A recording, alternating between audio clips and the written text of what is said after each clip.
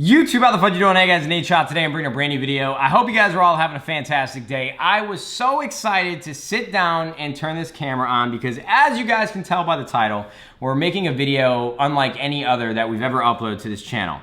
This entire video is going to be a discussion of the new Dragon Ball series, Dragon Ball Super. I have been waiting to just talk to people about the events that have taken place and the events that are about to take place in the series. I have fallen in love with Dragon Ball once again. It was like the first time that I ever watched anime as a kid. Every single day, coming home from school at 4 o'clock and 4:30 on Toonami, Cartoon Network, when I was like a little Nadeshot, I would come home from school with my older brother and we would watch Dragon Ball Z every single day. And we didn't have the internet back then. We didn't have Crunchyroll and all these other places to watch the show. You had to be there at 4 o'clock and 4:30. We didn't have DVR. We couldn't afford TiVo. And so we had to watch it whenever it came on. And it was such a struggle. Because at 4 o'clock, they would be on one saga, and then 4:30, they would jump to another different timeline. So when, Vegeta first came to Earth, and you had the Cell saga with all the androids, and then Majin Buu, so many different sagas, it was so hard to go back and watch them in chronological order. But you better believe, I'm 24 years old now, and in the last decade and a half, I have gone back and watched these sagas so many different times. And I absolutely love Dragon Ball Z. So, a couple years ago, I think it had to be 2 or 3, they announced that Dragon Ball was coming back with a new series, Dragon Ball Super. So here's me, very, very apprehensive because, if you guys are familiar with the Dragon Ball universe, and, we don't usually talk about it, but Dragon Ball GT, there were some good things about that series, and there were some really, really bad things. And so when I heard they were coming out with Dragon Ball Super, and it was going to be taking place, I think, 6 months after they defeated Kid Buu and everything else that came with that saga, I was so excited. And let me say this about Dragon Ball Super. My expectations have been exceeded and then some. I love this series so much, and I love it so much that it's compelled me to turn this camera on and talk to you guys about it. I don't have any close friends that watched Dragon Ball Z or are watching Dragon Ball Super, and then it dawned on me that I have so many of you guys that tune into my channels day in and day out. There's got to be at least a few of you that would be interested in talking with me because I'm so eager to just have a discussion. So let me explain this to you. I'm gonna try to make this video with as little cuts as possible. So if I have any inaccuracies in the way that I pronounce things or very small specifics of the storylines that have taken place so far in Dragon Ball Super, I apologize. This is just me firing away at all the thoughts that are rushing in my brain after just watching and catching up with the new arc that has started in Dragon Ball Super. So, spoiler alert, I'm sure if you guys saw by the title, we're going to be discussing the series. There are spoilers. So if you haven't watched it, click out of it now because we're going to be talking about the current arc that has just started up this past month in February, I believe. So we are on the Tournament of Power. Basically what happened is Goku, the incredible character that he is always trying to figure out how strong he can become. So by any means necessary, he's trying to find stronger and stronger opponents to challenge him. And so with Zeno-sama, or as Goku calls him, I think it's pronounced Zenchan or Zenchan. Either way, he's not supposed to be talking to him like that because he is like the creator of it all. He is the king, the god. Everything is in the universe because of him, and he could take it away with the snap of a finger or a blink of an eye. Zeno-sama is the end-all, be-all. And Beerus, by the way, the introduction of Beerus and Whis have just been flawless. Anytime you watch a TV show and they introduce like a new actor, a new actress that seems like they're going to affect the way of life of the actual show and they're going to be main characters, I'm always really apprehensive. Whether it's a TV show, whether it's a sequel to an original movie that I loved, I'm always so nervous because I feel like it's just going to ruin the movie or the show that I fell in love with. Well, guess what? Dragon Ball Super is incredible, and Beerus and Whis are just incredible characters. They complement each other so well. I love the way that they interact with the original characters of Dragon Ball Z, even with like Bulma and Whis being like best friends because of food. You know, Beerus in the movie Resurrection F, or the latest movie where he was introduced, he is just like this he's the god of destruction. He could destroy Earth. He was going to destroy Earth over like a game of rock, paper, scissors with that damn pig. Like with a flick of a nail, he could destroy Earth. And so the way that Goku has kind of turned Beerus on his side, and Whis and everybody are friends now, it's unbelievable. So what happens is Goku is trying to convince Zeno-sama to host a tournament of power so that he can face off against other warriors in the universe and the universes to see how powerful he actually is. And Beerus, in the meanwhile, is warning him, don't do it, do not do it, because you have no idea what Zeno-sama is capable of. And Goku, of course, being like the lovable idiot, he just wants to fight. So he's all about it. All right, you guys know the story. You guys know that everything is happening. And if you didn't, that was a brief understanding of what's going on right now in the arc. So the last episode that I watched, the last couple episodes, is Zeno-sama wanted the priest to have an exhibition match between, I think it was Universe 7 and Universe 9 or 10. I'm sorry if either one of those are wrong. But so you had Goku try to recruit Vegeta. Vegeta couldn't go because Bulma was about to have a baby. So he ended up getting Gohan, which, oh my God, when that happened, I lost my mind. Guys, I have ever since Gohan defeated Cell with the one-armed Kamehameha, I like it almost brings me to tears just thinking about it, dude. It gives me goosebumps. When Gohan defeated Cell with... It's like the epitome of everything that was great in my childhood. So I have just been waiting and waiting and waiting and waiting and waiting and waiting and waiting and waiting for Gohan to have a prominent role in this new series with Dragon Ball Super.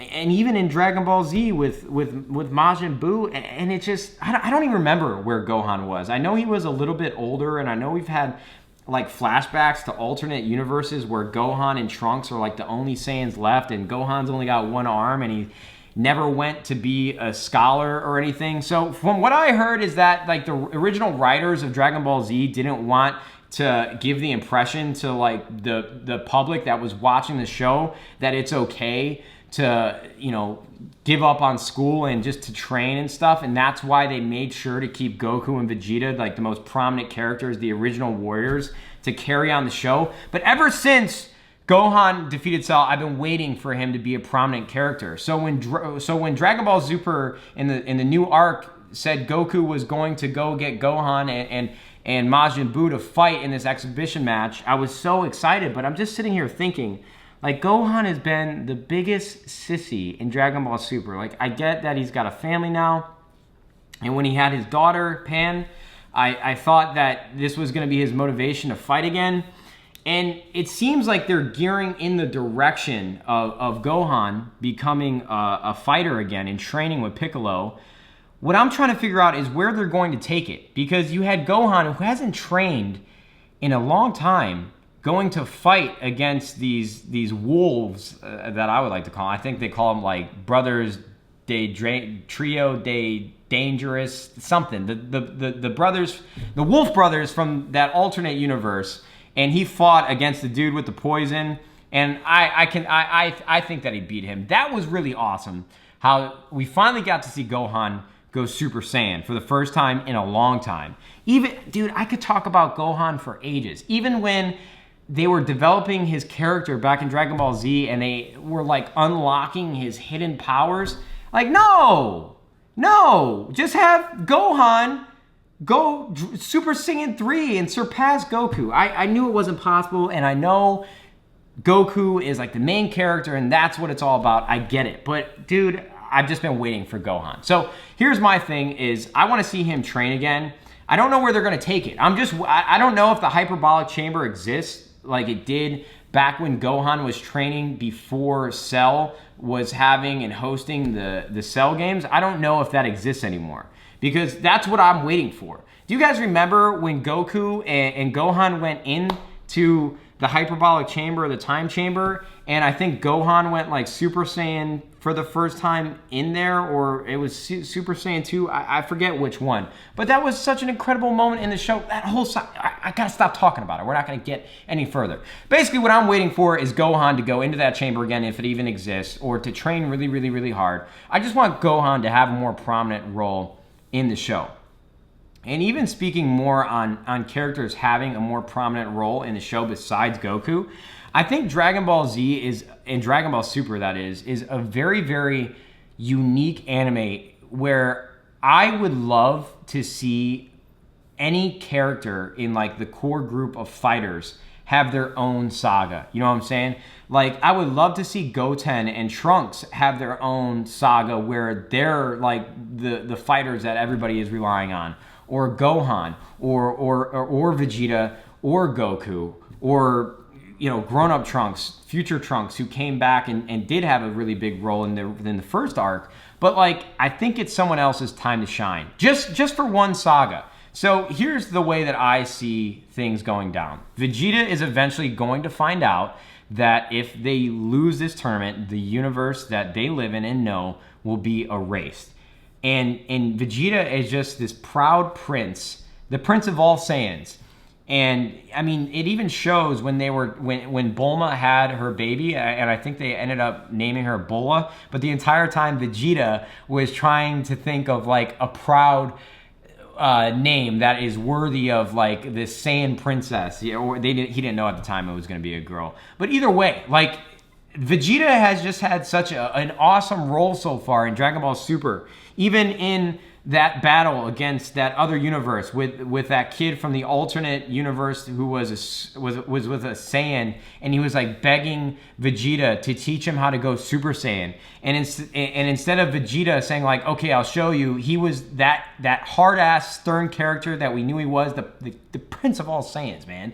And he beat the shit. He beat the hell out of this kid and just said he was going to destroy that other kid's world if he didn't fight him. And he brought the Saiyan out of him. And then after, when he ends up beating him, he just has that moment where you could tell he really cares. And then they make the observation that he doesn't have his kingdom anymore. He didn't get to be the king of the Saiyan world. So now you could just see. Oh man, I don't even know how to describe it. There were just so many little moments, especially when Beerus hit Bulma for the first time in the first arc, or it might have even been in the movie, the first arc, and he surpassed Goku for a second and beat the crap out of Beerus. They have done a fantastic job of making Vegeta. He's always been such a cool character, but even cooler in Dragon Ball Super. So here's where I think they're going to take the show. So they just had a kid, Bulma and Vegeta, and what I would love to see, and where I think it's going to end up, I think this is Vegeta's time. I think he's going to be that guy in this saga and in this battle royale, the Tournament of Power. There's going to be just every single 80 warriors or 120, I forget how many universes are participating, but it's a battle royale. Everybody fights at the same time. And what's going to happen is Vegeta's going to find out that the universe is going to be erased if they lose in some moment. And he's just going to surpass everybody and somehow be the main antagonist in Earth winning. I don't know where they're going to take it, but I feel like it has to go that direction. He just had a kid. He's got even more to fight for. And he's going to transcend into something unbelievable. And that's where I'm hoping they take it. I just think for one saga, I mean, I know you had future Trunks be like the sunshine in the first arc, but I love Goku. I love Goku. Everything that he stands for and everything that he is as a character, but I'm waiting. I'm waiting to see Vegeta or Gohan have their opportunity, their shot at being the guy and just having that incredible hero moment where they are just everything. Okay, so now that we talked about how badly I want to see Gohan and Vegeta just kick ass in this next saga, let's talk about something else that's been bothering me a little bit. So I want to talk to you guys about the power levels in Dragon Ball Super. First off, even more from a broader perspective, I just can't figure out how we went from Super Saiyan to Super Saiyan 2 to Super Saiyan 3. And then, I mean, we don't really talk about Dragon Ball GT very much in the Dragon Ball universe. We like to act like that never happened. I mean, there were some cool things about Dragon Ball GT, and it's actually very, very relevant to what we're talking about. Super Saiyan 4, in my opinion, was actually pretty dope. You know, you had Goku with the pink fur, whatever the hell it was, and the golden trunks, and he had like eyeliner on and this crazy hair. Super Saiyan 4 actually was not that bad, right? But you had Goku as a little kid. We're not going to talk about Dragon Ball GT. I only watched it for a couple episodes. But Super Saiyan 4 as a concept was pretty darn cool, in my opinion. I just can't figure out how we went from like Super Saiyan 1, Super Saiyan 2, Super Saiyan 3 to Super Saiyan God. I just feel like we skipped something there. Because as soon as you say Goku is a Super Saiyan God and Vegeta is a Super Saiyan God, as soon as you use the word God, I don't know where else you can go with that. I mean, when Goku is keeping up and fighting against the God of Destruction and Vegeta is doing the same, there's really no in-between anymore. It basically makes like Super Saiyan 2, Super Saiyan 3, all the other previous Super Saiyan evolutions absolutely and virtually useless. I mean, I don't even know why they would exist. I mean, I know for the story, it's important that those levels do exist because when Goku meets a new enemy, he's just not going to go Super Saiyan God right away and go all out because then you wouldn't have a series. You wouldn't have any other episodes. There would be no trials and tribulations for him as a fighter unless he was facing some incredible opponent that he can't even beat. So I just think it's a very weird situation to have Super Saiyan God. Yeah, I mean, you just set the bar immediately so high. I mean, where else can you go with it? That's my only worry for the rest of Dragon Ball Super. And then even speaking more on that, it's like right now you have Goku, Gohan, and Boo trying to they're trying to recruit people. They need 7 other fighters. They're trying to get Android 17. I think it was Android 18. You know, they're trying to get Master Roshi, Piccolo, Krillin to fight with them. But it's just, we know how crappy. Like, they're just punching bags. Like, how many times has Krillin died? That aspect of it to me is so tough. It's like, at least give us Trunks and Goten or something. I mean, I love Krillin, but what type of role could he possibly have in this when they even said like the average power level of the mortals of our universe is like second lowest? We're bringing Krillin and Master Roshi to the fight. Like, how can we possibly do that? So I don't know. I don't want to gripe too much on those characters. It's just the power levels are so. I mean, you have Goku sparring against Krillin, should be able to kill him just by touching him. And that's not the case. Obviously, you know, hypothetically, Goku's holding back and just wants to see how powerful he would be. You had Gohan and Goku doing like the hypothetical like battles in their heads and what would happen if Krillin tried to fight, you know, somebody else from one of the other universes.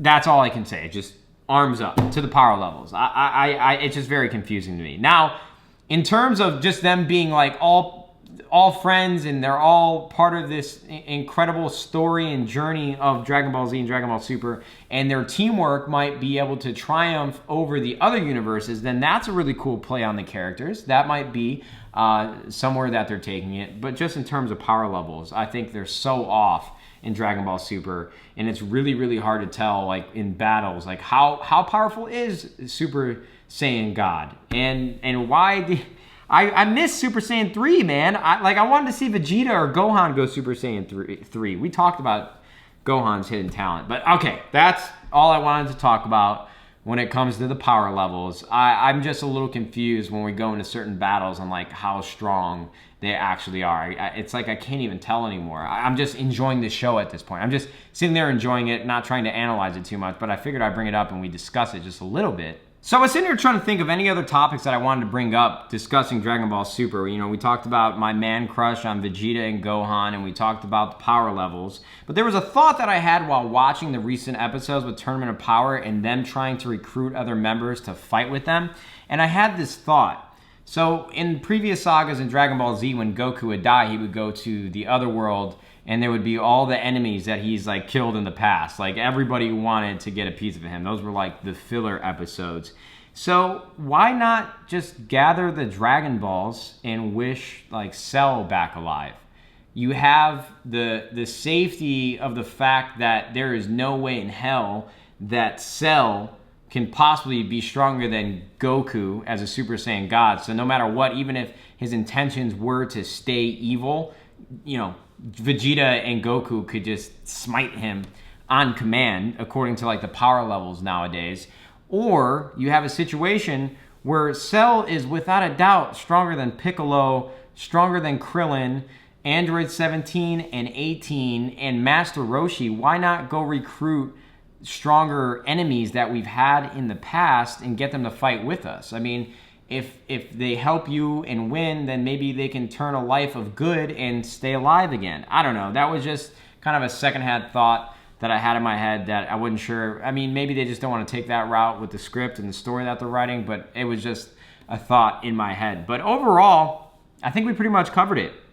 Those are the things that have been really weighing heavily on my brain. And what's awesome about this being a video is that you guys can tweet me, you guys can leave a comment on the video, you guys can tell me how you feel about Dragon Ball Super, and that could spark up even more conversation. And I could possibly make this a weekly thing when new episodes come out. I hope you guys enjoyed this video. Man, I've just been dying to talk to other people about Dragon Ball Super. So hopefully I presented some thoughts that maybe you guys had yourselves, or even new ones, or you feel the same, you feel differently. I just don't want anybody to be like really butthurt or upset in the comments. I don't think I said anything to offend anybody, but I know when it comes to these types of episodes and videos and stuff, people can get very opinionated. This is just a happy discussion talking about something that we all love. So let me know what you guys think. I would love to continue to do this. If you guys enjoyed the video, please drop a thumbs up. Like I said, feel free to tweet me, leave a comment on anything other than what I've talked about that you guys want to discuss. And hopefully we can do this again. Thank you guys very much for watching. I'm excited for the next couple episodes of Dragon Ball Super. Hope that you guys enjoyed, and you too. We'll see you fudging later. Goodbye.